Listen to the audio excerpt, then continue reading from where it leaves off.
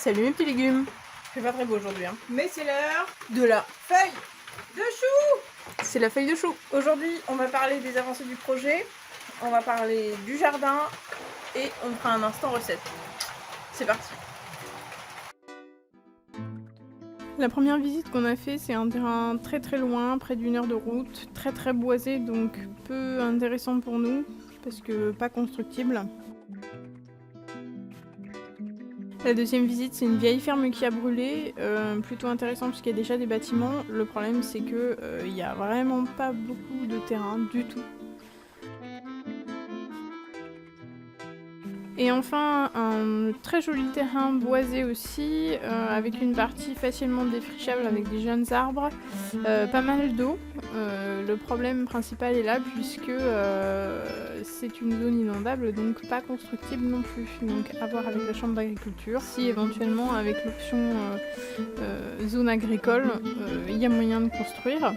Clairement, on n'a pas eu de coup de cœur, on continue les recherches, donc n'hésitez pas si vous avez des suggestions à nous faire, à nous proposer, ce sera dans les commentaires ou en message privé. On étudie chaque proposition. On a eu la chance de déménager dans une très grande maison juste avant le confinement, donc on en a profité et on a fait un super potager.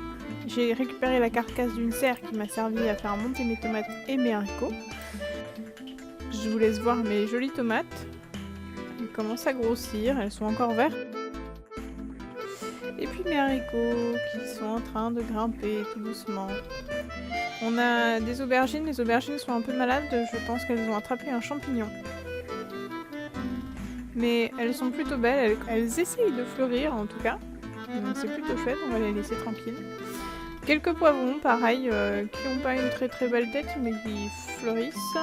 Des belles courges qui commencent à donner des beaux fruits. Parmi les courges, j'ai fait un semis de radis, ceux qu'on voit dans la Medica Légumes. Si vous n'avez pas encore vu la Medica Légumes, c'est le moment. Allez-y, profitez-en.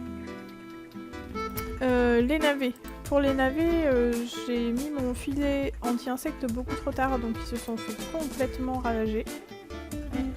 Ils se sont fait grignoter de la feuille jusqu'à la racine.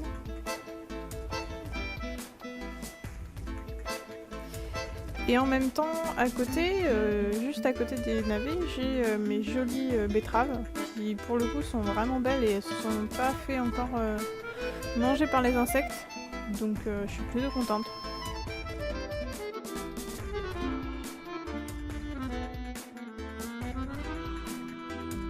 À côté des betteraves, il y a les carottes. Alors les carottes, ça a été un petit peu compliqué puisque Radie, ma chienne, s'est fait un plaisir d'aller faire des trous dans le jardin, précisément juste après le semis de carottes, donc ce qui n'a pas aidé à avoir un semis homogène.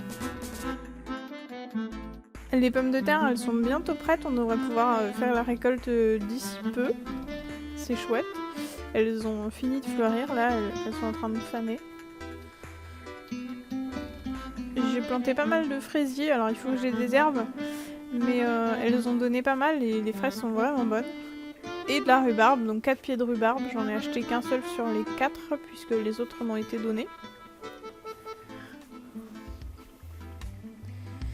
Et j'ai fait une méga récolte de courgettes. Elles sont trop belles, elles sont trop bonnes. On voit bien que les plants avaient besoin d'eau le jour où je les ai récoltés. Ils avaient prévu de l'orage donc je les ai laissés. Et il a bien plu donc j'ai bien fait.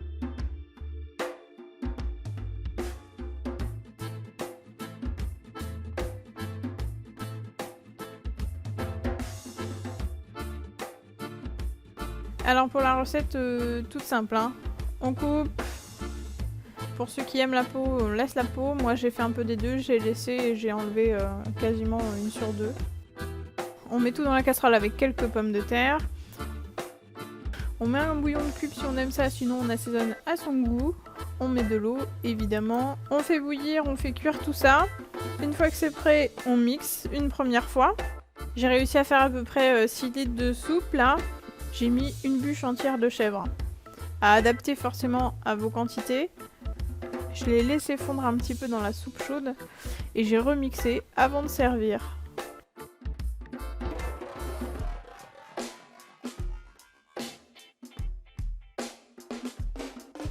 On assaisonne comme on veut, là j'ai mis du persil et du gomasio, mais on peut très bien mettre du sel, du poivre, de la crème fraîche, ce qui vous fait envie. Et on s'est vraiment trop régalé, c'était trop bon.